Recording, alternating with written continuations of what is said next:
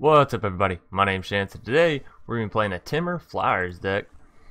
I actually had this idea last night when I was playing a draft run and managed to go up against an opponent that got Skatewing Spy and Rhythm of the Wilds out, which is, or Rhythm of the Wild, I'm sorry, which is a crazy combination to think about. Each creature you control with a +1/+1 counter on it has flying, so naturally Rhythm of the Wild, every creature you throw down is going to have flying.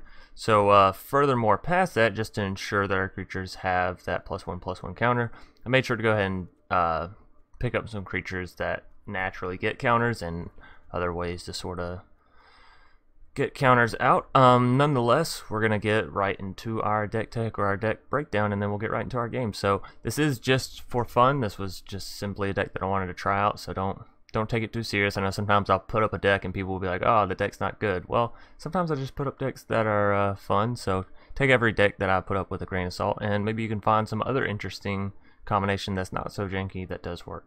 Nonetheless, we're going to hop right in here. So obviously, if we're trying to play FLYERS, favorable winds, great enchantment, 2 mana, increases all your flyers by +1/+1, and it's not legendary, so you can throw down both of them. If I had more copies, probably would use them, but I don't really feel like using my common wild cards on them right now. So moving on, we have 4 copies of Lava Coil for some removal, 3 copies of Merfolk Branchwalker. Obviously, whenever these explore, if you don't hit a land, then they automatically get a +1/+1 counter, making them obviously already flyers. And if you have a Rhythm of the Wilds out, they can go up to a 4/3 if they don't hit a land. But yeah, moving on, we have 3 Wildgrowth Walkers, as we are sporting a few explorers with the Merfolk Branchwalkers and the Jadelight Rangers. So putting a +1/+1 counter on this comes in naturally, as well as gaining you 3 life, which is, you know, pretty good against some aggro matchups or some Gruul beatdown or some Simic beatdown. There's just a lot of beatdowns out there right now. Moving on, we have 2 Colossal Majesties for some card draw. Obviously, you're going to be trying to get out some pretty big creatures here with some counters on them, so you should have that creature with power 4 or greater on your field. Moving on, we're going to have 2 Gift of Paradise. This is going to help you ramp a little bit as well as give you some life back. 2 copies of Jadelight Ranger, again Explorers, then Explorers again. And if you wanted to go up to 4 copies of Merfolk Branchwalker, definitely could. And I have 62 cards in the deck, but you guys know I don't really care about thinning my deck to 60 cards. If I have fun with it, it's whatever.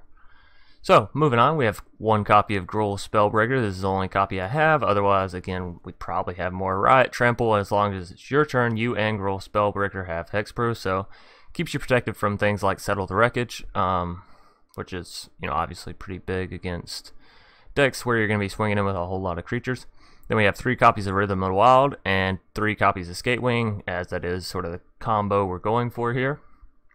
Skatewing, you can pay 6 and adapt it 2, making it a 4/5, and then whenever it gets up to be a flyer, if you have things out like Windstorm Drake or favorable winds, it's obviously going to get a little bit stronger.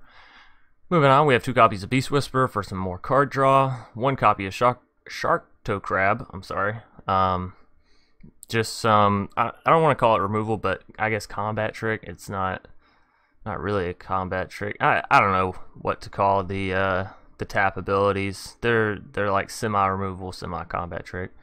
But yeah, Sharktocrab, pretty good creature in general. And actually, what card would probably go pretty well in this, and I didn't think about it till just now, is the Biomancer's Familiar. It's a 2 mana. I believe it's 2 mana. Green, blue. Let's see. Yep, right there. Alright, so probably take out a copy of Merfolk Branchwalker, as 63 cards is getting a little bit high, but yeah, nonetheless, activated abilities of creatures you control cost 2 less to activate. You know, and it can't make them go beneath 1, but nonetheless, it makes, you know, adapting all your creatures a whole lot cheaper. So if you have more than 1 copy, definitely play it. And sorry that this deck tech is sort of all over the place, but I've been editing this deck all morning and finding new combinations that I enjoy a little bit better, so it's likely that you guys will have a few suggestions on how to make this deck better as well. Moving on, we have 2 copies of Zegana. Whenever Zegana Utopian Speaker enters the battlefield, if you control another creature with +1/+1 counter on it, draw a card, which you should by the time you can get Zegana out, so naturally you should get that card draw pretty easily, and then each creature you control with a +1/+1 counter on it has trample. So in case your flyers weren't enough, or in case that combo is not going off, give all your +1/+1 creatures trample. Pretty good effect. Moving on, we have 2 copies of Windstorm Drake. Other creatures you control with flying get +1/+0. Obviously, this is just a little spice card for the Skatewing Spy and the Favorable Winds whole combo. You're just trying to make some big flyers. 2 copies of Biogenic Ooze. These obviously give counters to their Oozelings, so they all have flying or they all have trample. It just works pretty well in this deck in general. Moving on, we have 1 copy of Trollbred Guardian. I only have 2 copies of Zegana, so I felt like 1 copy of Trollbred is perfectly fine. 5 mana, 5/5 already decent, maybe not so much in a constructed deck, but 3 mana we can adapt in 2, making them a 7/7 with trample, because each creature you control with +1/+1 counter on it has trample. So a little bit overlapping with Zegana, but since we don't have another copy of Zegana, I feel like another copy of Trollbred Guardian is perfectly fine. Moving on, we have Galloping Lizrog. Obviously, if you can throw him down and you already have a you have a decent number of creatures out with counters on them, Galloping Lizrog coming out as a flyer with, that many counters times 2 is just pretty excellent. And then, of course, we have our lands. Honestly, probably the least land screwed I've been in a while, simply because I have managed to pick up 4 copies of Sulfur Falls and 4 copies of Hinterland Harbor, 2 copies of Rootbound Crag, and 2 copies of Steam Dent. So some more shock lands probably wouldn't be bad in the deck, but yeah, that's going to do it for the deck tech or the deck breakdown. Now we're going to get right into our 3 games. Alrighty, and here we are up against Jakaka. Not quite sure I'm saying that right, but sure, we'll go with it. So not a terrible hand to start us out with. At least we can throw down the Jadelight Ranger. We're not mana constricted that much. We can also go ahead and get all of our blue spells out, because we did draw an island as well. And I'll take a Hinterland Harbor. I don't think I throw down Biomancer's Familiar yet. That's just asking for it to die, right? Although we're up against Boros, he could be playing fast, but coming down with a Novice Knight, I'm not that worried about it. Alrighty, we managed to draw a Skatewing Spy, so our combinations are already sort of coming together. Ooh, that's unfortunate that we didn't hit a counter there. But getting the land is nice, because it means we can ramp out all the way to the Lizrog. Actually, a little bit past it. We can ramp all the way to paying for Zegana's Adapt, which is pretty great. So on this next turn, I think we go ahead and get down Skatewing, and then I'm thinking turn after that, maybe Biomancers. See, we'll be up to 5 mana. He'll cost 6. It'll cost 4. Yeah, let's go ahead and go Skatewing Spy, and the next turn we can go Gruul Spellbreaker and Biomancer's Familiar. Turn after that, Zegana. We definitely don't want to attack with our Jadelight Ranger. Unfortunately, she got the shafted end of this deal. She's gonna stay at a 2/2, but the extra land is nice, so that's okay. Really, either way that it played out there was probably gonna be all right. So I guess we'll go ahead and, oh no. Meant to throw down Rootbound Crag. I was like, why would I not play Sulfur Falls here? Right, because I haven't played my island. For some reason I felt like that was the misplay, but yeah, whatever, misplay. Should have thrown down Rootbound Crag there, so I could have played Biomancer Familiar and Spellbreaker in the same turn. That's unfortunate. Nonetheless, I'll move on. So our opponent's building up pretty hefty lands himself. He's going to take out his Zegana. Honestly, that's better than our Skatewing, considering we have more things to buff our flyers than, just Zegana. We have another copy of Zegana plus a Trollbred Guardian, so if we really need the tramples, we got it. Alright, this turn, we'll throw down Rootbound Crag. Still can't believe I did that. Yes I can. Sorry. And we'll obviously make him or her, I don't really know. It has a braid, but that doesn't make it a girl or a boy necessarily. Yeah, and then Biomancer's Familiar.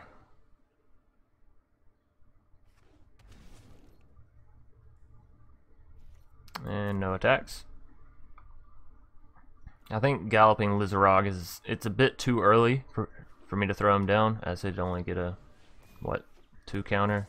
So I'll probably just go ahead and adapt Skatewing Spy this turn.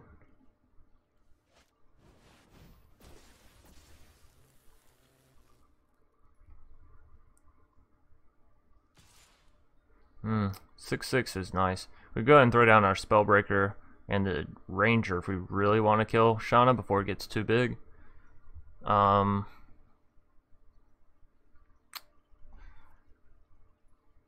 just gonna take the damage though. It's a little risky, but that's okay. So after that, we'd only have 2 mana. We can't really do much with 2 mana, but our Gruul Spellbreaker goes up to 5 damage. Doesn't mean still that he'll be able to kill Shauna.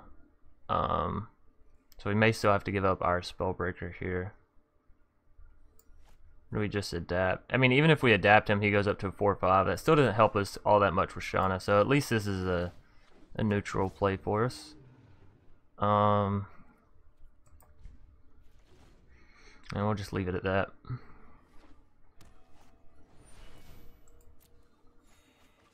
Okay, so Shauna will go up to a 6/6. Still can't attack with the Novice Knight, but I guess he could attack with the 2/2s if he really wanted to. If he does decide to attack with Shauna, I think we go double block with the Windstorm Drake and the Gruul Spellbreaker. Because he can't kill both, right? Otherwise, we will lose our Jadelight Ranger and the Gruul Spellbreaker, but that's not that bad, I guess.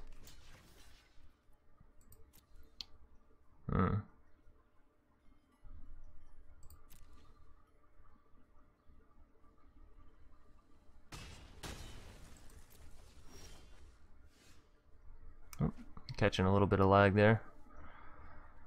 Alright, we can go and adapt him. Makes him a 5/5 flyer.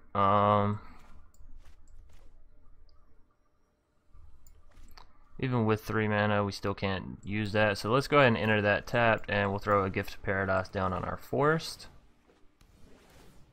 Go back up to 17. And we'll go ahead and swing in with our Skatewing Spy. At least level him back out to 20, so he's not super ahead on life anymore. Although the fact that he's playing Naya tokens means he could go wide and just outnumber us. So we'll have to be careful about that.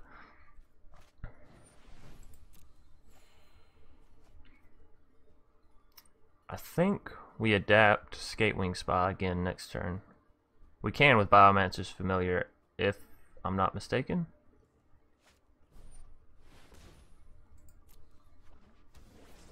Ooh, Novice Knight with Vigilance and Lifelink.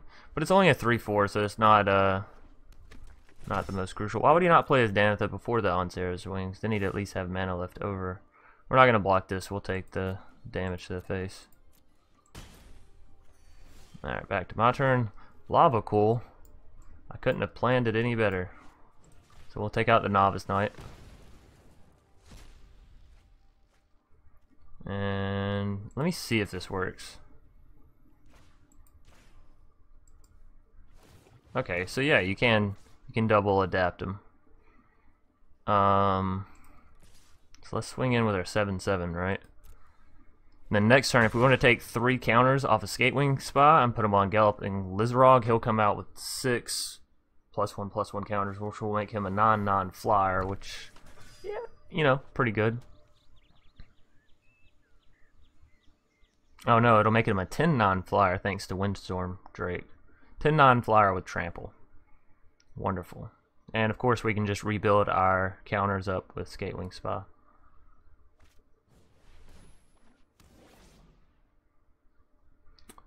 That's I mean, that's something. Does he have a Naya Knight combo going on here? How much mana does he have left? He has 5. He could cast a Vanquisher's Banner if he wanted to. He's gonna swing in with everything. I think we just take out one of the tokens. He may be able to buff him here. If so, that's a little bad for us because we will lose Windstorm Drake. No buff.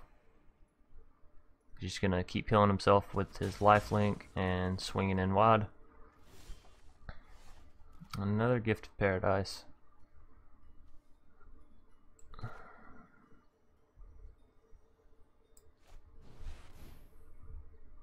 Alright, so we'll take 3 +1/+1 counters off Skatewing. And actually, we can adapt her again right afterwards, so that's good. We'll still get the... Do I go ahead and take all of them and then adapt her? I think so. I think we take all of them and then we adapt her.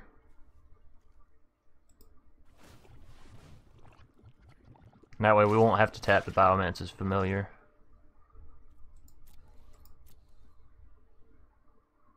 Alright, so now we have a Galloping Lizrog, 12-11. I'm sorry. How did I... Oh yeah, we took an extra counter. I was about to say, how did I miscalculate that much? But no, I took an extra counter.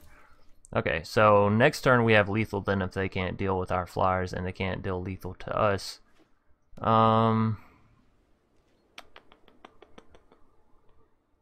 Yeah. What, do they swing in with everything here?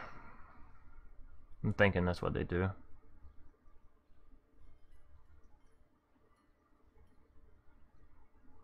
Now I think we block them all out, just to ensure they don't have anything up their sleeves. Although even if they have 2 Pride of Conquerors, right, gives them +4. You could still let two people through. Okay, so let's pass to our blockers. Let's go Elvish Rejuvenator, Windstorm Drake, like that. Wait, we're not going to have lethal after that, are we? Let's see, 12, 15, that's 17, that's 20. We'll have 20 damage. He's going to heal up to... he's got to have a buff of some kind, right? Say does 5. No, he can buff that much damage. Alright. Or do I just go ahead and give it up like that? No. No. Alright. Made my decision. It's final. Take my Windstorm Drake if you must, but you will not take my life.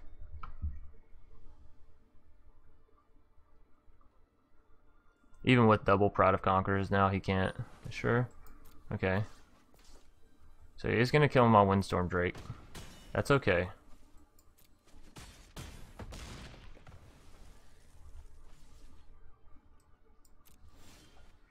So I have 15 damage in the sky. Okay. He just gave up. Smart man. We were going to Lava Coil his Dan for that turn anyways. So game 1 going to go to us pretty much in the fashion that you want it to, which is pretty nice. Rarely does that happen so easily. Nonetheless, we're going to get on into a game 2 here.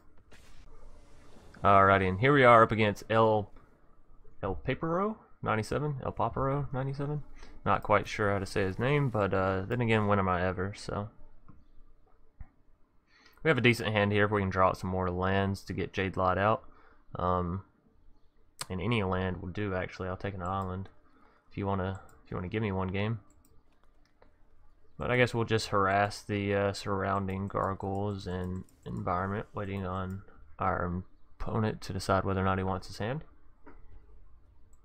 Or maybe he's just AFK. That happens sometimes too. There he is. Decided to mulligan away.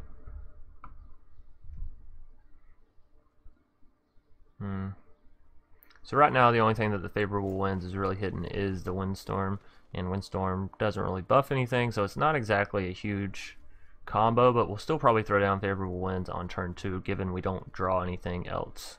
Obviously, if we get a Merfolk Branchwalker, we'll throw it down instead of favorable winds, as it does progress us a little bit more in the line we need. I like the art for this. I don't really know what those creatures are, but I think it's pretty dope. And here recently, this may sound weird. I don't know how many of you guys remember, like, whenever I first started doing Magic videos and doing, like, you know, custom decks and all that. So Lava Coil isn't actually a very good pickup here. It may turn out to be a good pickup if we can draw some red mana and, you know, he plays a creature that we really want to Lava Coil. Past that, it's not a very good pickup. But nonetheless, back to the story I was telling. Who the fuck runs Naturalize? What an asshole. I mean, we can enter it tapped. It's not going to do anything, but that does allow us to play our Lava Coil and our Jadelight, so, you know, that's okay. Nonetheless, like I was saying, those of you may remember, those of you who are here sort of towards the beginning, I used to do a lot of tribal decks, so I'd take like Drakes, or I'd take Merfolks, or Warriors, whatever it may be, or Wizards, I'm sorry, it's not a Warrior. And I try and make a combo deck out of it. Always with Vanquisher's Banner. And I'm thinking now with the new set out, I may drop back and make a few more of those videos. We pay 2, we get Zegana out. What does he have? Thorn Lieutenant? Probably an Elf Ball deck, right? We can take it a little bit slower. I don't want to Lava Coil his Thorn Lieutenant quite yet. Thorn Lieutenant's okay. Well, again, kind of like last game, it's not terrible us getting the lands, because it means we can play out our Zegana and our Galloping Lizrog. Not the Galloping Lizrog can take, you know, a whole lot. But if we can get Zegana out and manage to adapt her, then Lizrog can take all of her counters, and then we can readapt Zegana. So, although the trample effect isn't too fantastic, so we'll just take the 2 damage here. And I'm thinking I'm right about our opponent playing Elf Ball. That's super unfortunate that we drew that after playing our 2 Merfolk. So this turn, I think we just go straight into Zegana, right? If he's playing Elf Ball, there's not too much he can do. I mean, why not swing in with him is the thing that I'm thinking here. If he wants to trade away a Greenwood Sentinel before it gets some kind of enchantment buff on it, which I know it will at some point, fantastic. It's probably what he's thinking about right now, honestly. Of course, if he does have an enchantment for it, maybe attacking with both people wasn't such a good idea. Or he may have a buff here. Yeah, I think I probably should have only attacked with 1, but it managed to work out well. But I think the smart play would have been only attacking with 1, holding 1 back as a defender, just in case he has some kind of buff here that makes... Okay, I mean, Bristling Boar is something. He probably won't swing in with his Thorn Lieutenant, or he will. What? Yeah, I was about to say, that don't make any sense. His Bristling Boar trades out with my Zegana, so that does make sense. Unfortunately, he won't really get a chance to use it, because I'm just going to Lava Coil it. Then we're going to throw down Skatewing Spy, so we can get some flyers out. And I'm thinking I just swing in with Zegana. We'll keep the Merfolk Branchwalker back, otherwise Thorn Lieutenant's obviously just going to kill it. So yeah, next turn we're up to 6 mana. I think we go ahead and adapt Zegana. She becomes an 8/8 flyer with trample. And our opponent's got a scary creature to deal with. Although if he's running things like Naturalize, I could see him running anti-air, just for the fact of the matter. Do I just play slower? Right? Just get out a Colossal Majesty, get out a Wildgrowth Walker, or do I go for the super fast play and adapt Zegana and swing in? I'm going to go for the slower play. We're going to throw down Colossal Majesty and a Merfolk, or Wildgrowth Walker. I'm sorry, all the walkers are melding together in my head. Alright, so we'll swing in with the Zegana. Oh, I didn't think about the buff on that. That's what he was saving his mana for. So that is unfortunate. That is a complete blunder on my part. We should have just adapted there and swung in.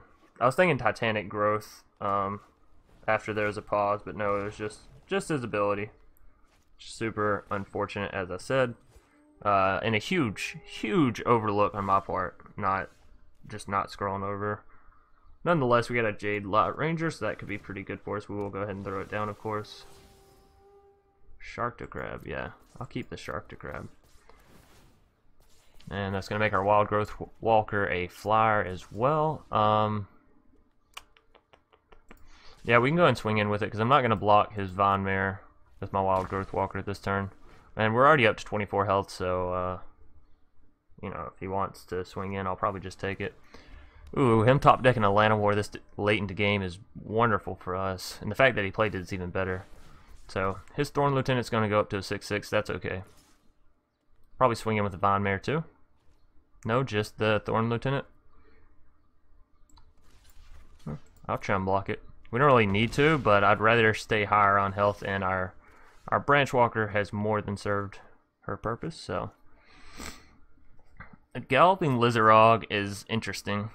So it's a Windstorm, right? Because then they both go up, so we're essentially dealing out, instead of 7 non-damage, he's down to 2 health, which is pretty scary. Or we adapt Skatewing, goes up to a 4/5. Then we're dealing 11 this turn. What? Is that our win con? I think that's our win con. Yeah. Alright, so game 2 going to be wrapped up pretty nicely as well, actually, and we'll get into a rather swift game 3.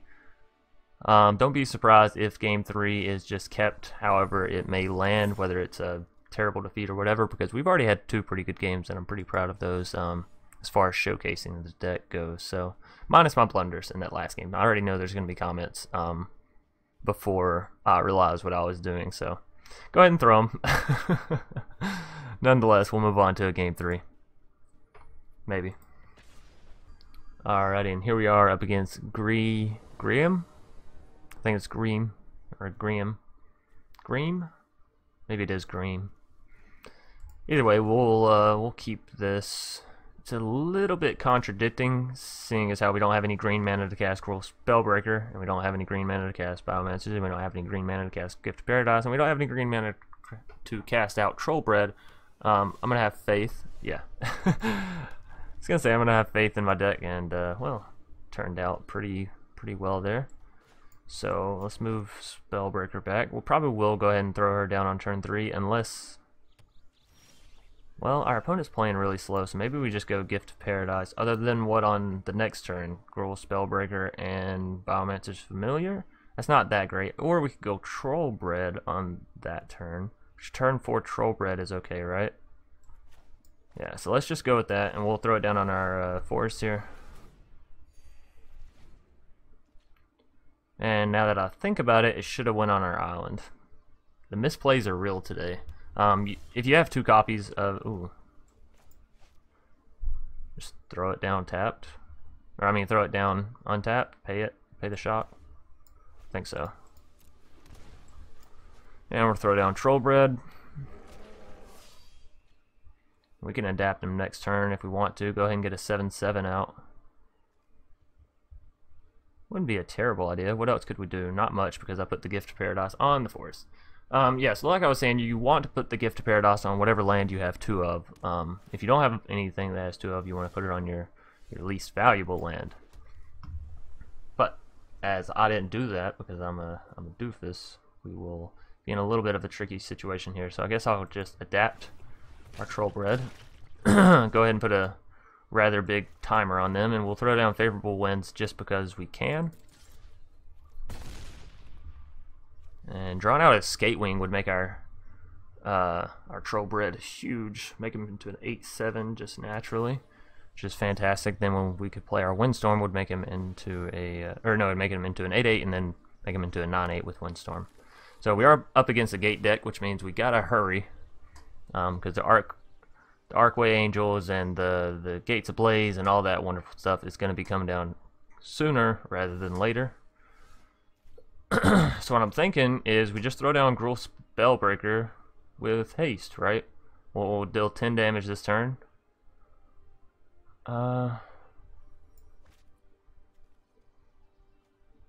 Yeah.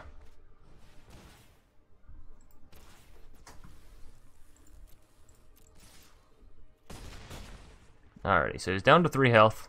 Next turn, even if he manages to kill both of our creatures, we can Windstorm, and so he'd still have basically a 2-turn clock on him. I'm assuming he has the Gates Ablaze here to deal with all of our creatures. He has plenty of gates to, of course, deal the damage needed. No, Nexus of Fate. Okay, so we're up against a Nexus of Fate gate deck, which is super annoying. Let me just go ahead and say that right now. But I'm guessing Gates Ablaze is coming out here. Here? Or another Nexus of Fate. Wonderful. So we'll just let this guy sit in a corner and play with himself for a couple turns, I guess. He probably has Gates Blaze. He's just waiting. Wilderness Reclamation. Sure. Still cast down a Gates Blaze. Guild Summit. Now he can't. What's your Gates of Blaze isn't an instant either. What's your plan here, bub?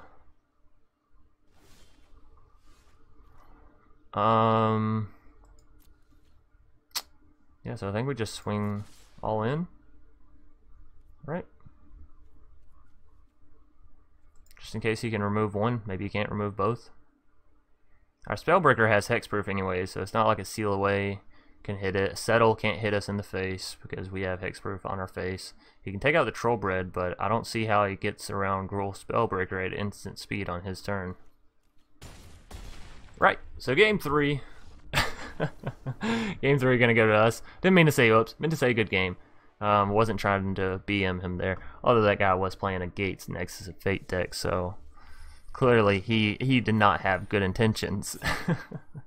Nonetheless, game 1, 2, and 3 actually going to be picked up with our Temur flyers here, so super happy about that. The fact that any jank deck that I do that I'm like starting out and I'm thinking it's a jank deck turns out to do well, I'm really happy about that. So nonetheless, I hope you guys enjoyed. If you did, be sure to leave a like down below and a comment in the comment section. Also, I just realized that my audio was still down really low from when I was playing music on stream the other day. So I do apologize if you guys couldn't hear the game throughout that. But nonetheless, like I was saying, leave a comment down below for any suggestions on this deck or future or past decks or whatever. If you just want to shoot the shit, you guys know I'm cool with that as well. And then, of course, as always, if you enjoyed, be sure to subscribe. It does help out the channel. We are looking for 1,000 subscribers. I'm hoping to hit it before the end of the year. If I could hit it in 6 months' time, I'd be super happy. But yeah, nonetheless, you guys are awesome. So I'll see you guys tomorrow. Peace.